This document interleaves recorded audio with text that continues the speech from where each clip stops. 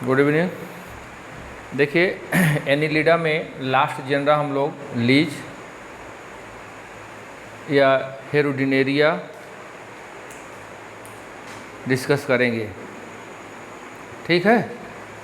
Leach या हेरोडिनेरिया ये Annelida का मेंबर है।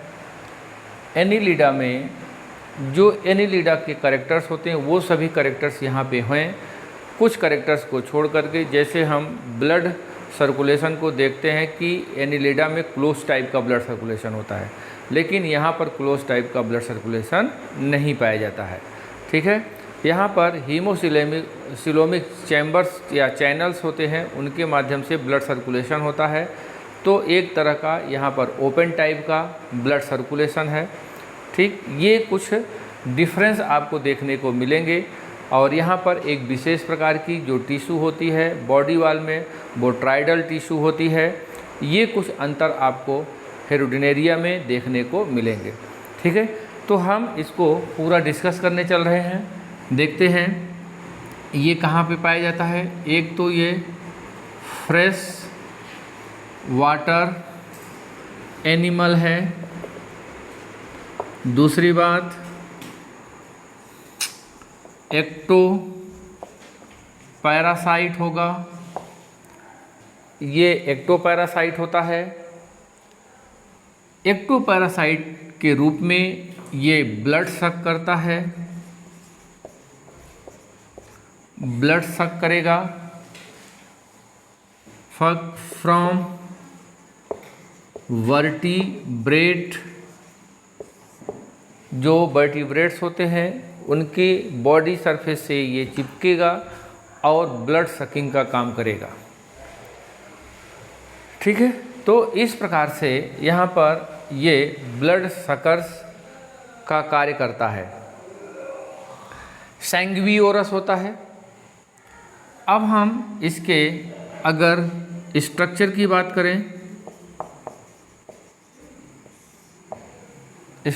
बात करें, तो यहाँ पर देखेंगे इसकी बॉडी सेगमेंटेड होती है। एनिलिडा का मेंबर है, इसलिए बॉडी कैसी होगी? सेगमेंटेड।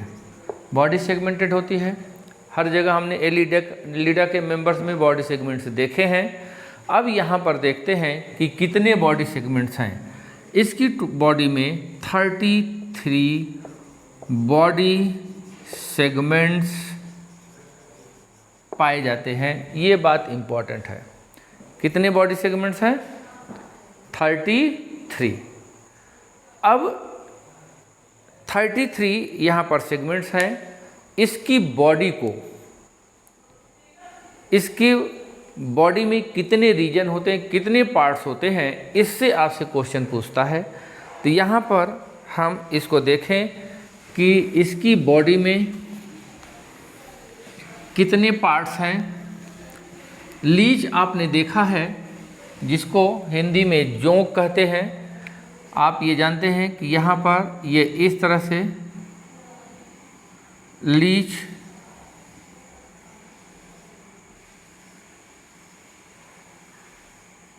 ऐसे देखिए। यहाँ पे बेल डायग्राम नहीं आपको दिखेगा,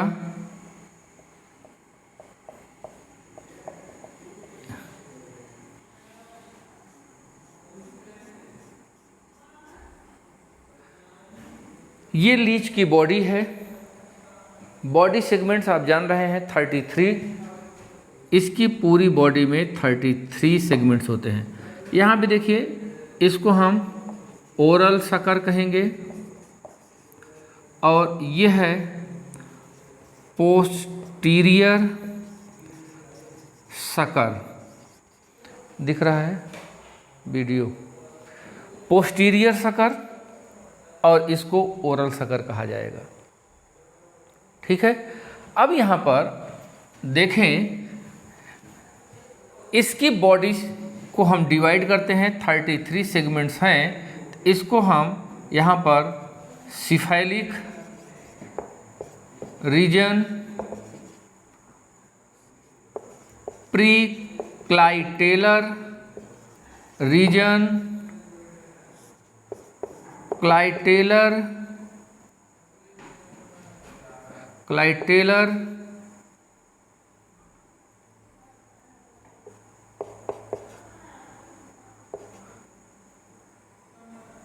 रीजन, फिर यहाँ पे देखिए मिडिल रीजन, कॉर्डल रीजन, और यहाँ पर पोस्टीरियर सकर रीजन। तो इस तरह से जो इसकी बॉडी होती है, आप इसकी बॉडी को 6 भागों में, 6 रीजन में, 6 जोन में आप डिवाइड कर सकते हैं। और आपसे ये पूछा भी जाता है कि इस रीजन में कितने सेगमेंट्स होते हैं, इस रीजन में कितने सेगमेंट होते हैं, सिफाइलिक रीजन में कितने सेगमेंट होते हैं, प्री क्लाइटेलर रीजन में कितने होते हैं, ये बात आपसे पूछी जाती है। पोस्टीरियर सकर रीजन में कितने सेगमेंट्स होते हैं। तो यहाँ पर ध्यान देना है, ये जो 33 सेगमेंट्स हैं बॉडी के, अब यहाँ पर देखें, बहुत केयरफुल होकर के हम देखें। सिफाइलिक रीजन ये होता है 1 to 5 सेगमेंट्स, यहाँ पे होता है 6, 7, 8 सेगमेंट्स, मतलब 6 से 8 सेगमेंट। और क्लाइटेलर रीजन जो होता है 9, 10 एंड 11 सेगमेंट, ये देखिए 3 सेगमेंट यहाँ पे हैं। मिडिल रीजन में अब यहाँ पे देखिए 12 to 22 सेगमेंट्स, ये देखिए।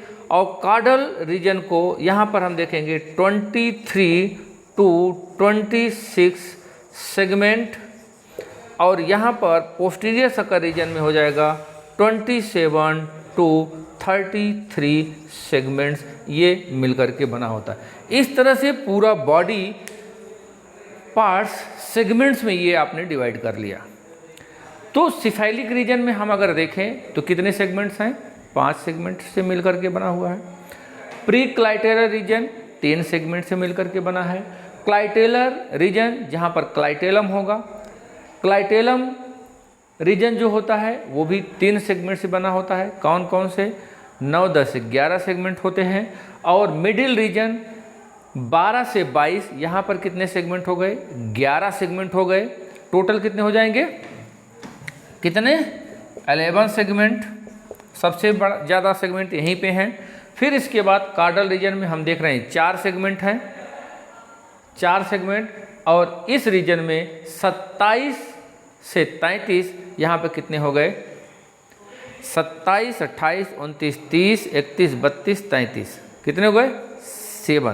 7 सेगमेंट्स यहाँ पर हैं। 7 सेगमेंट, यहाँ पर 4 सेगमेंट, यहाँ पर 3 सेगमेंट, यहाँ पर 3 सेगमेंट, और यहाँ पर 5 सेगमेंट। इस तरह से अगर आप देखेंगे 5, 3, 8, 3, 11, 22 हो गया, 22, 4, 26, 26, 4, 7, 33। इस तरह से कुल 33 सेगमेंट्स यहाँ पर हो गए। ठीक है, सेगमेंट से रिलेटेड बात पूछी जाती है, इसलिए आपको याद रखना होगा। अब यहाँ पर जो सेगमेंट्स होता है,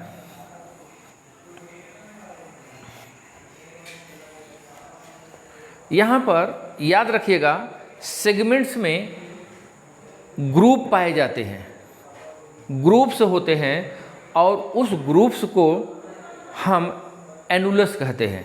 अर्थात जैसे ये सेगमेंट है, जैसे ये बॉडी सेगमेंट है, ये देखिए ये इसका बॉडी सेगमेंट है, एक सेगमेंट है, तो इस एक सेगमेंट में ये बॉडी में इस तरह से एनुलर सेगमेंट होते हैं। ये किसी में 1 हो सकता है, किसी में 2 हो सकता है, किसी में 3 हो सकता है, किसी में 5 हो सकता है। इसके अकॉर्डिंग आपसे क्वेश्चन पूछे जाते हैं। तो हम यहाँ पर देखें, अगर हम सिफाइलिक रीजन को ले लें, सिफाइलिक रीजन, तो यहाँ पर हम देखेंगे यूनी एनुलेट। सिफाइलिक रीजन का कौन सा सेगमेंट है जिसमें केवल एक एनुलस पाया जाता है? तो क्या होगा, पहला एंड दूसरा सेगमेंट, जिसमें केवल एक एनुलस पाए जाएंगे। ठीक है, और इसके बाद यहाँ पर हम और देखेंगे यूनि सिफाइलिक रीजन की अगर हम बात करें, या तो हम टोटल बात कर लेते हैं, दोनों तरह की हम बातें कर सकते हैं। ठीक है, और यहाँ पर देखें बाई एनुलेट की बात होती है, बाई एनुलेट तीसरा सेगमेंट बाई एनुलेट, फिर यहाँ पर ट्राई एनुलेट होगा चौथा एंड पांचवा सेगमेंट। ये देखिए, तो सिफाइलिक रीजन में 3 प्रकार के एनुलस होते हैं, यूनी एनुलेट, बाई एनुलेट, ट्राई एनुलेट। यूनी एनुलेट हो गया, बाई एनुलेट किस सेगमेंट में है, तीसरे सेगमेंट में है, और ट्राई एनुलेट किस सेगमेंट में है, चौथे और पांचवें सेगमेंट में है। ठीक है, अभी हम इसको और आसान तरीके से मैं आपको बता दूंगा, आपको बहुत इजी वे में याद हो जाएगा। अब हम प्री क्लाइटेलर रीजन को देख लें।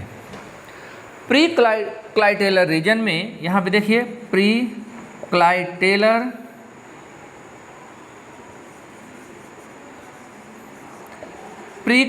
रीजन में प्रत्येक सेगमेंट में यहाँ पर 5 एनुलाई पाए जाते हैं। ये 5 एनुलाई पाए जाते हैं, मतलब प्रत्येक सेगमेंट में 5-5 की संख्या में एनुलाई होते हैं। ठीक है, इसी तरह से क्लाइटेलर रीजन में 5 एनुलाई पाए जाते हैं, 5-5 प्रत्येक सेगमेंट में पाए जाते हैं। इसी तरह से मिडिल रीजन में वही कंडीशन, 22 सेगमेंट तक क्या हो गए, कहाँ से हमको मिला 5 एनुलाई। प्री क्लाइटेलर रीजन कौन सा सेगमेंट है, 6वां सेगमेंट है। तो ये मिडिल रीजन, यहाँ पे जरा देखिए, ये तीनों सेगमेंट, ये तीनों जो रीजन हैं किस सेगमेंट से लेकर के हैं, 6वें सेगमेंट से लेकर के 22वें सेगमेंट तक है। यही है ना भाई, देखिए क्लाइटेलर रीजन किस सेगमेंट में है, प्री क्लाइटेलर 6वें सेगमेंट से शुरू होता है, और फिर मिडिल रीजन कहाँ पे जाके ख़त्म हो रहा है, 22वें सेगमेंट में। मतलब 6 से 22वें सेगमेंट तक प्रत्येक सेगमेंट में क्या होते हैं, 5-5 एनुलाई पाए जाते हैं। ठीक है, नहीं क्लियर हुआ? अब जरा देखिए, अब हम ये बात करें कि कॉर्डल रीजन है। कॉर्डल रीजन में यहां पे लिख रहे हैं,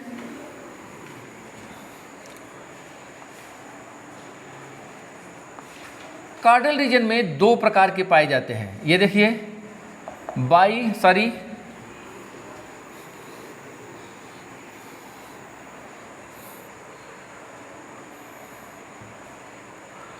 कॉर्डल रीजन में ट्राई एनुलेट और बाई एनुलेट। तो ट्राई एनुलेट किस रीजन में है, 23, और बाई एनुलेट किस में है, शेष जो सेगमेंट है क्या है, 24 से 26 सेगमेंट तक है। ठीक है, और यहाँ पर देखिए, ये जो पोस्टीरियर सकर रीजन है, इसके प्रत्येक सेगमेंट में केवल एक यूनी एनुलेट होता है। ये यूनी एनुलेट होता है, सभी सेगमेंट केवल एक एनुलस प्रत्येक सेगमेंट में पाए जाते हैं। एकदम बहुत क्लियर है, इसको ध्यान में रखिएगा, ऐसे ही ध्यान में रख लीजिएगा। अगर हम यूनी एनुलेट की बात करते हैं तो कहाँ पे है, पहला दूसरा, और कहाँ पे है, 27वें से लेकर के 23वें तक। और बाई एनुलेट आपके सामने है। ट्राई एनुलेट आप देख रहे हैं कहाँ पे है, 4, 5 और 23वें सेगमेंट में है। यही है। अब जरा देखें यहाँ पे एक चीज़ यहाँ पे और याद रखिएगा कि यहीं पर ये जो सेगमेंट्स हैं, छठवें सेगमेंट से लेकर के सिक्स्थ सेगमेंट 2, छठवें सेगमेंट से लेकर के कहाँ तक आप ये देखेंगे कि 22वें सेगमेंट तक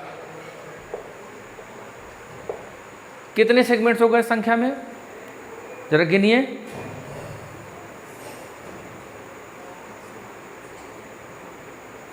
6, 7, 8, 9, 10, 11, 12, 13, 14, 15, 16, 17, 18, 19, 20, 21, 23, 17 सेगमेंट्स हुए कि नहीं हुए? तो यहाँ पर देखिए छठवें सेगमेंट से लेकर के 22वें सेगमेंट तक कुल 17 सेगमेंट में नेफ्रीडियोपोर पाया जाता है। ये जरूर याद रखिएगा, ये भी सेगमेंट्स की बात है। किस सेगमेंट से लेकर के, वहाँ पे भी हम चर्चा करेंगे, छठवें से लेकर के 22वें सेगमेंट तक नेफ्रीडियोपोर पाया जाता है और इसके अलावा कहीं पर नेफ्रीडियोपोर नहीं पाए जाते हैं। तो भैया यहाँ पे देखिए बॉडी डिवाइडेड इनटू 6 रीजन, ये 6 रीजन लिखा गया है। सिफेलिक रीजन 1 से 5, प्री क्लाइटेलर रीजन, क्लाइटेलम से पहले का भाग 3 खंडों से बना है, 6, 7, 8। क्लाइटेलर रीजन 9, 10, 11 सेगमेंट से मिलकर बना है और मिडिल रीजन 12 से 22 तक और कार्डल रीजन 23 से 26 तक और पोस्टीरियर सकर रीजन 27 से 33 तक। उसमें जरा सेगमेंट्स देखें, ये ट्राई एनुलेट 23वें पे ही है ना, और इसके बाद बाई एनुलेट होगा 24 से 26। ये देखें। अब जरा यहाँ पर आप ये देखिए, यहाँ पर एक चीज़ और मैं बता दूँ, सेगमेंट से रिलेटेड बात आपसे पूछी जाती है। यहाँ पर देखिए क्लाइटेलर रीजन को देखेंगे, यहाँ पे क्लाइटेलर रीजन में जो 10वां सेगमेंट होगा, 10वें सेगमेंट के दूसरे और तीसरे एनुलस के बीच में मेल जेनाइटल पोर पाया जाता है। मेल जेनाइटल पोर 10वें सेगमेंट के दूसरे तीसरे एनुलस के मध्य में मेल जेनाइटल पोर पाया जाता है, ये सिंगल होगा। इसी तरह से 11वें सेगमेंट में यही चीज़ दूसरे तीसरे एनुलस के मध्य में फीमेल जेनाइटल पोर पाया जाएगा,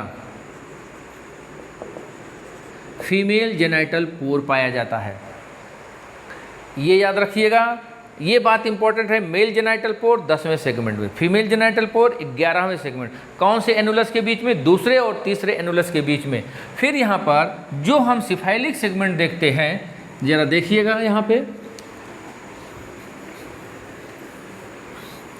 जो हम सिफाइलिक रीजन देखते हैं, सिफाइलिक रीजन में 2 चीज़ें यहाँ पे आप देखिएगा। एक देखेंगे ओरल सकर, ये प्रोस्टोमियम प्लस फर्स्ट 3 एनुलस, ये एनुलाई मिल करके ओरल सकर बनाएंगे, प्रोस्टोमियम प्लस फर्स्ट 3 एनुलाई। इसी तरह से 5 पेयर आईज यहाँ पे होगा, ठीक है। 5 पेयर आईज पाए जाएंगे, प्रत्येक सेगमेंट में एक जोड़ी आईज होंगे, ठीक है। ईच सेगमेंट हैज 1 पेयर आई। तो इस प्रकार से 5 सेगमेंट सिफाइलिक रीजन में होता है, तो यहाँ पर 5 जोड़ी आई हो गए। इस प्रकार से 10 आँख यहाँ पर पाई जाती हैं। ठीक है, ये बात क्लियर हो गई होगी। ये सेगमेंट्स का इम्पोर्टेंस है, इतनी बातें आप याद रखिएगा। फिर अब हम बात करते हैं, बहुत ज़्यादा कुछ इसमें आपको देखना नहीं है, इसी तरह से आप इसके सेगमेंट्स को याद रखेंगे।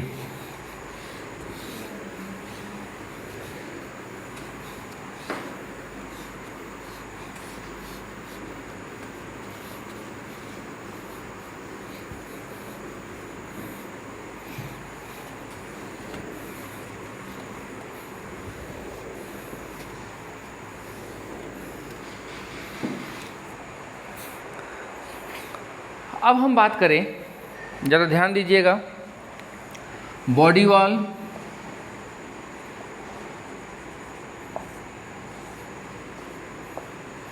Cuticle, epidermis, dermis, muscular layer और वेरी इम्पॉर्टेंट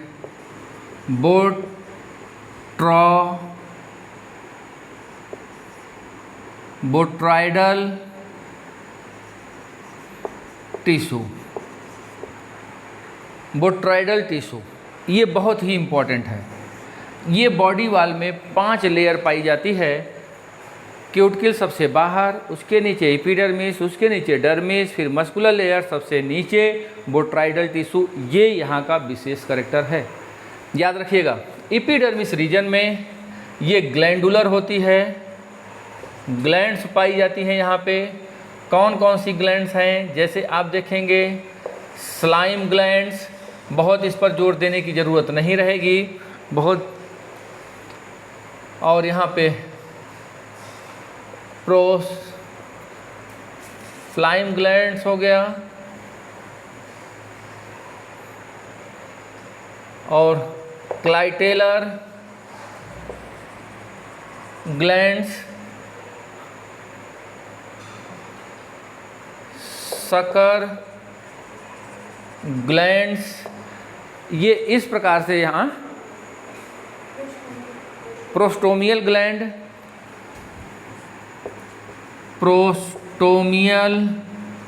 ग्लैंड्स, ये इस तरह से यहाँ पर कुछ ग्लैंड्स पाई जाती हैं एपिडर्मिस रीजन में, याद रखिएगा। और यहाँ पर भूल भी जाएंगे तो कोई दिक्कत नहीं है। अब यहाँ पे देखिए, बॉडी वॉल में बस इतनी सी बात याद रखेंगे, सबसे इम्पॉर्टेंट रीजन क्या है, बोट्राइडल टिश्यू है, ये बहुत इम्पॉर्टेंट है।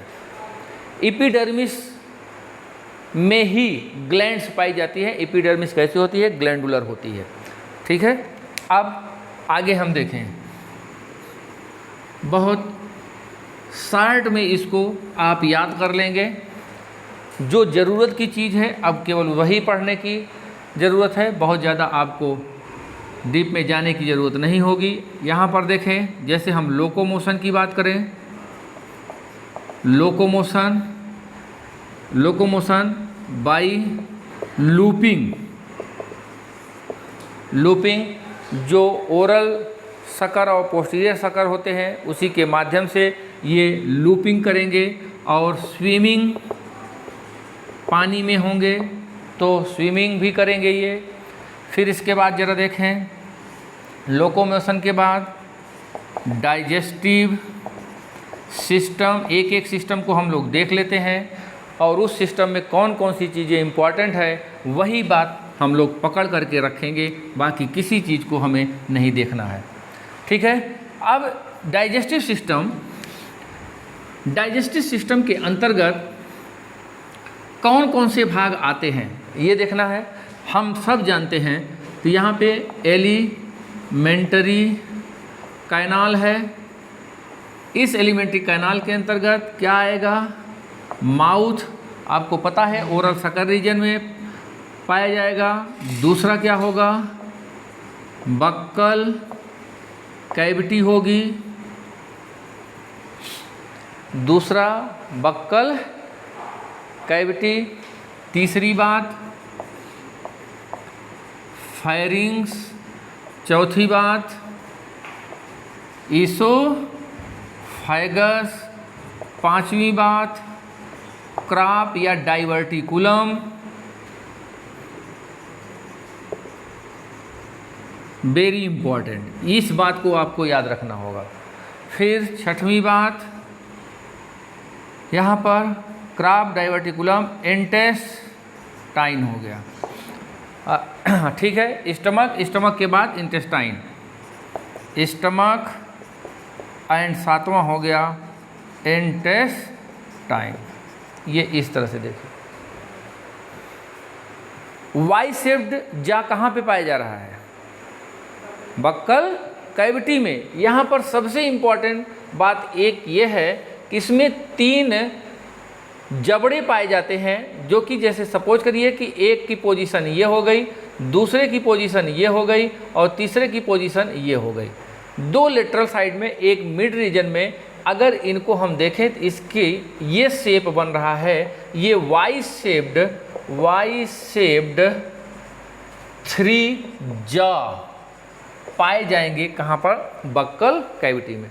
इसी की सहायता से ये होस्ट की बॉडी को कट करता है, होस्ट की बॉडी को कट करता है। और इस फायरिंग रीजन में यहाँ पर एक ग्लैंड पाई जाती है जिसको हेरोडिन ग्लैंड है, और इससे किसका सिक्रेशन होता है? हेरोडिन का सिक्रेशन होगा। और ये जो पदार्थ है वो क्या है? एंटीकोआगुलेंट।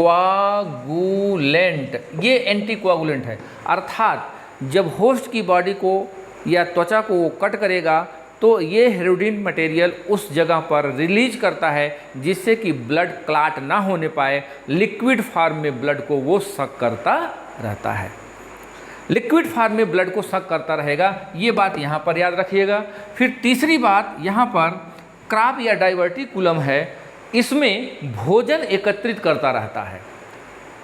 क्राप में भोजन को एकत्रित करेगा, स्टोर करेगा। भोजन इसका क्या है? ब्लड है। तो ये ब्लड को यहाँ पर संचित करता रहेगा। यहाँ पर ये इसकी 9th to 18th सेगमेंट तक यहाँ पर क्राप पाए जाते हैं। तो टोटल कितने सेगमेंट्स हो गए? 10, 9, 10, 11, 12, 13, 14, 15, 16, 17, 18। तो यहाँ पर कुल 10 सेगमेंट में क्राफ्स पाया जाता है। 10 पेयर्स हो गया, 10 होगा पेयर्स में। ये इसलिए मैं कह रहा हूँ, आप केवल 10 याद रखिएगा। और सबसे बड़ी diverticulum, largest diverticulum 18th segment का होता है। ये सबसे बड़ा होता है। ये इस प्रकार से आप देखेंगे कि ये क्राप इस तरह से ये होता है, ये 18th सेगमेंट का। ठीक है, तो लार्जेस्ट डाइवर्टिकुलम ये होता है। तो डाइजेस्टिव सिस्टम में बस इतनी सी बात, बाकी डाइजेशन कहाँ होता है? इंटेस्टाइन। तो ये सारी चीज़ें आप जानते हैं, और इसके अलावा आपसे कुछ नहीं पूछा जाएगा। जबड़ा, वाई शेप्ड जॉ कहाँ पे पाया जा रहा है? बक्कल कैविटी में। हेरोडिन रिलीज हो रही है, ये कहाँ? फायरिंग्स रीजन से रिलीज हो रही है। ठीक है, और क्राप यहाँ पर इम्पॉर्टेंट है, किस सेगमेंट से लेकर के किस सेगमेंट तक पाया जा रहा है, इस बात को आप यहाँ पर नोट करेंगे।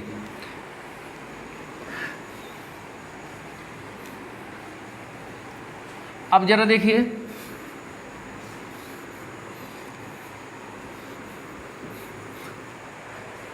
अब हम बात करें रेस्पिरेशन की।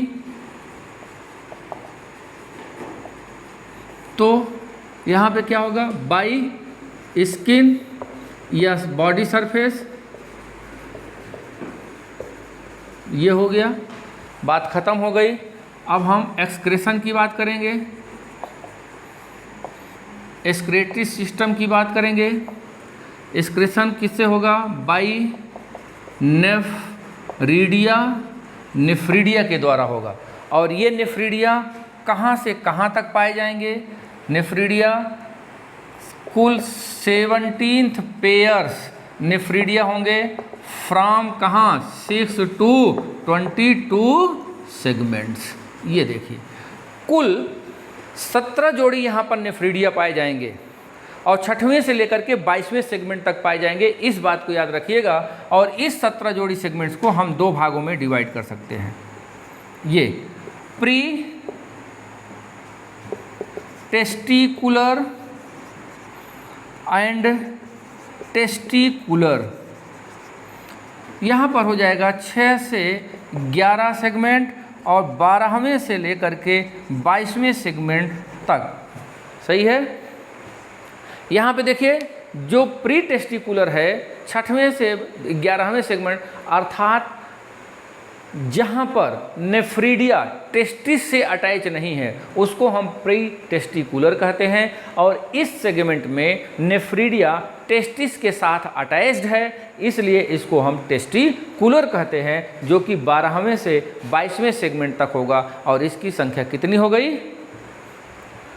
12, 13, 14, 15, 16, 17, 18, 19, 20, 21, 22, 11 जोड़ी, 11 पेयर।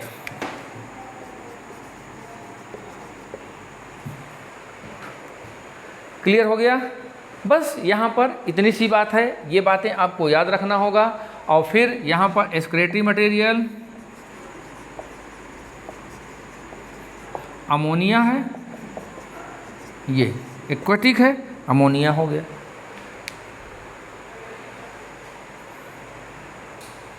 अब हम लोग देखें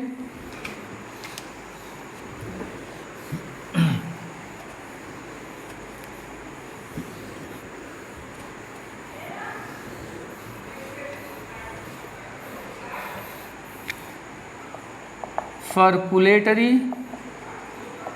system. Circulate system open type, देखिए होना चाहिए क्लोज टाइप, लेकिन यहाँ पर कैसा है? Open type. Blood vessels absent, यहाँ पर हीमोसिलोमिक चैनल आर प्रेजेंट। हीमोसिलोमिक चैनल्स यहाँ पे पाए जाते हैं, ये बात बहुत इंपॉर्टेंट है। ब्लड सर्कुलेशन के लिए यहाँ पर हीमोसिलोमिक चैनल्स होते हैं। ठीक है। तो हीमोसिलोमिक मतलब यहाँ पर जो सिलोम है वो सिलोम बहुत नैरो और रिड्यूज हो जाता है, और आप ये कह सकते हैं कैनाल बना लेता है, चैनल बनाता है, इसी को कहते हैं हीमोसिलोमिक चैनल। और ये हीमोसिलोमिक चैनल कहाँ पे पाया जाएगा, ये आप याद रखिएगा। बोट्राइडल टिश्यू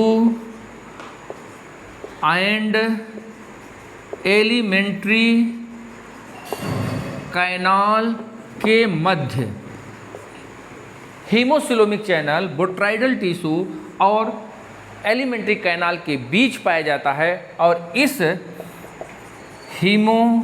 हीमोसिलोमिक चैनल को आप डिवाइड कर सकते हैं कैसे? डार्सल, लेटरल और वेंट्रल, ये 4 चैनल यहाँ पर होंगे। डार्सल साइड में 1 चैनल, लेटरल साइड में 2 चैनल और वेंट्रल साइड में 1 चैनल। जो डार्सल होगा यहाँ पे याद रखिएगा, डार्सल साइड यहाँ पर आपको मैं बता दूँ, dorsal and ventral channel common. यहाँ पर ब्लड जो फ्लो होता है, ब्लड का जो फ्लो होगा वो बैकवर्ड टू फॉरवर्ड, पीछे से आगे की ओर इसका सर्कुलेशन होगा। और ये दोनों कैसी होती हैं? दोनों डिस्ट्रीब्यूटिंग होती हैं, दोनों डिस्ट्रीब्यूटिंग होती है। अब बचा क्या? फॉरवर्ड। ये देखिए आगे से पीछे की ओर ब्लड की सप्लाई लेटरल चैनल के द्वारा होता है ना? Forward to backward. और ये क्या करेगा? ये चैनल ये कलेक्टिंग एंड डिस्ट्रीब्यूटिंग दोनों का काम करता है, कलेक्टिंग एंड डिस्ट्रीब्यूटिंग। बस ये देखिए ब्लड सर्कुलेशन की बात यहाँ पे ख़त्म हो जाती है। ये है ब्लड सर्कुलेशन। हेमोसिलोमिक चैनल पाया जाता है, ये बहुत बड़ी बात है। कहाँ पे पाया जाता है? एलिमेंट्री कैनाल एवं बोट्राइडल टिश्यू में। ये नैरोलाइक कैनाल की तरह, ट्यूब की तरह यहाँ पे संरचना बन जाती है। इसी को हीमोसिलोमिक चैनल कहते हैं। ये कि 4 चैनल में डिवाइड हो गया है। ठीक है,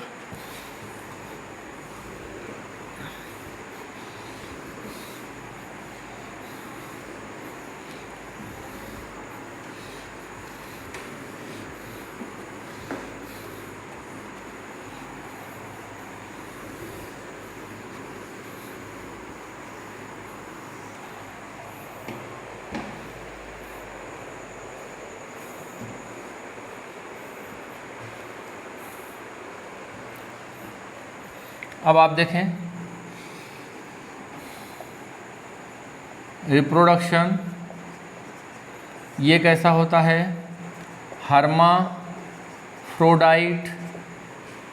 अर्थात बाइसेक्सुअल है।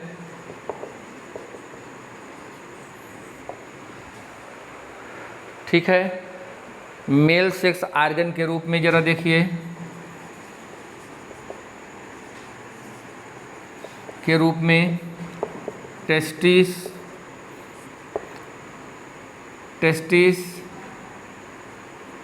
और इसके बाद सैक, इपिडिडाइमिस,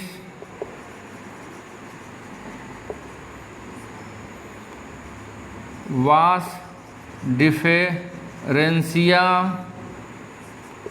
एट्रियम। ये चीज़ मैं आपको बताना चाह रहा हूँ, एट्रियम। इस एट्रियम का जो फॉर्मेशन होता है ये 9वें और 10वें सेगमेंट में पाया जाता है, ये याद रखिएगा। और इसका जो फॉर्मेशन होता है testis, sac plus prostate gland से होता है, ये एट्रियम का फॉर्मेशन। एट्रियम किसका पार्ट है? मेल रिप्रोडक्टिव का पार्ट है। किससे डेवलप हुआ है ये आप देख रहे हैं। और किस सेगमेंट पे पाया जाएगा? 9वें से 10वें सेगमेंट पे। टेस्टिस की संख्या कितनी है?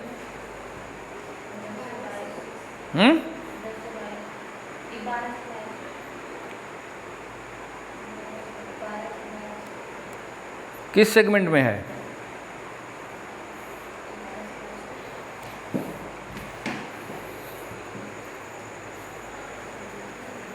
बोलिए।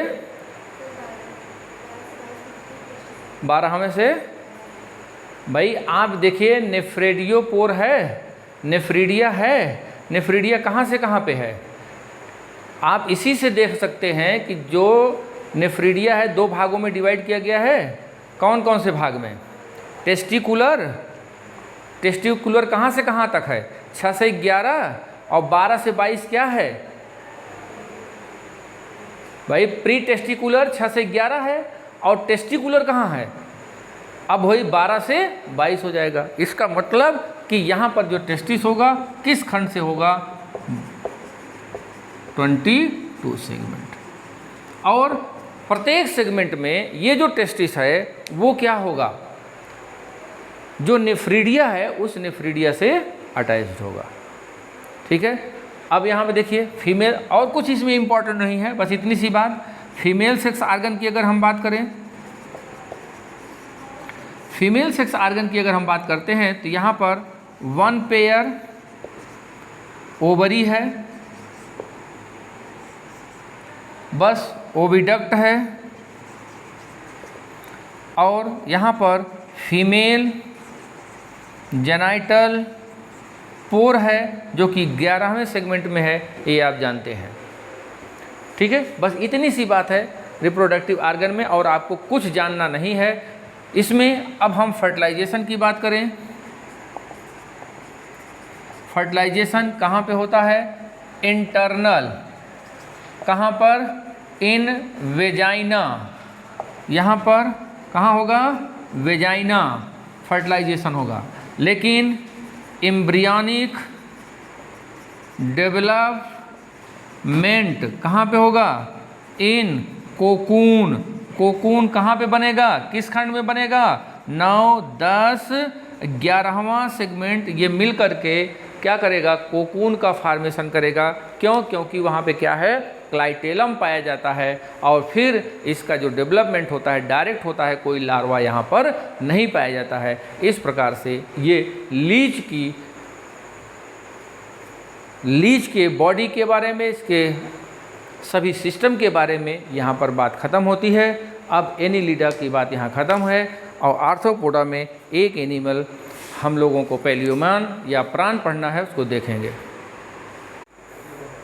हम देखिए यहाँ पर एनुलाई को हम एक बार और डिफ्रेंशिएट कर दे रहे हैं, ये ज़रूरी है। एनुलाई यहाँ पे देखिए यूनी एनुलेट किस किस सेगमेंट पे है, पहले सेगमेंट, दूसरे सेगमेंट 27वें से 23वें सेगमेंट में है, और बाई एनुलेट तीसरा सेगमेंट है 24 से 26 सेगमेंट है, और ट्राई एनुलेट 4, 5, 6 और 23वें सेगमेंट में है, और पेंटा एनुलेट 7 to 22 सेगमेंट में है। देखिए शुरू में मैंने वहाँ पर पेंटा एनुलेट या 5 एनुलाई 6वें सेगमेंट से 22वें सेगमेंट तक मेंशन कर दिया है, उस चीज़ को आप थोड़ा सा अवॉइड करिएगा। ये पेंटा एनुलेट 7 से 22 सेगमेंट की ओर होता है और 6वें सेगमेंट में ट्राई एनुलेट होता है, ठीक है। फिर इसके बाद यहाँ पे देखिए सकर रीजन को, एंटीरियर सकर, पोस्टीरियर सकर, यहाँ से आपसे क्वेश्चन पूछा जा सकता है, ओवल होता है या सर्कुलर, पोस्टीरियर सर्कुलर होता है, ये ओवल होता है। किस किस खंड से मिलकर के बना हुआ है, प्रोस्टोमियम भाग है जो कि फर्स्ट सेगमेंट का ही भाग है, और सेकंड सेगमेंट ये मिलकर के ओरल सकर बनाते हैं। और पोस्टीरियर जो सकर है ये सर्कुलर है, ये आप जान ही रहे हैं 27वें से 33वें सेगमेंट से मिलकर के बना होता है, और इसमें केवल यूनी एनुलेट एनुलाई पाए जाते हैं और कोई एनुलाई यहाँ पर नहीं पाए जाते हैं। इसलिए ये देखिए यहाँ पर इसको देख लीजिएगा, पेंटा एनुलेट यहाँ पर 7वें से 22वें तक मेंशन करिएगा, और 6वें को वहाँ पर मिस कर दीजिएगा, 6वां काट दीजिएगा, 7वें से 22वें तक करेंगे। Okay, thank you.